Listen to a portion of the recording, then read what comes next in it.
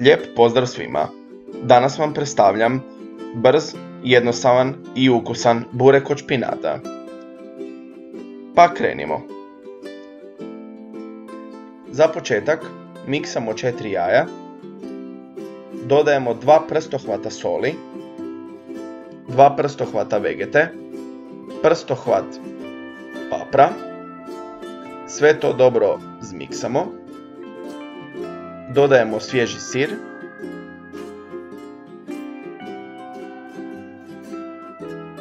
dodajemo vrhnje za kuhanje,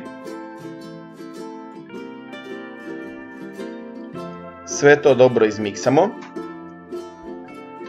Nakon toga prethodno skuhani špinat i dobro odsjeđeni isjeckamo na male komadiće. Dodajemo u prethodnu dobivenu smjesu. Nakon toga jedan list iz paketa od listova raskomadamo, ubacimo u smjesu i to sve zmiksamo.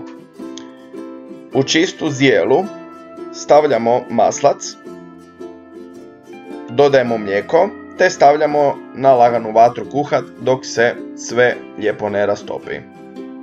Otopinu od maslaca mlijeka poslije koristimo naknadno za premazivanje. Za početak premažemo pleh, stavljamo jedan list, ponovno premažemo, stavljamo još jedan list, ponovno premažemo.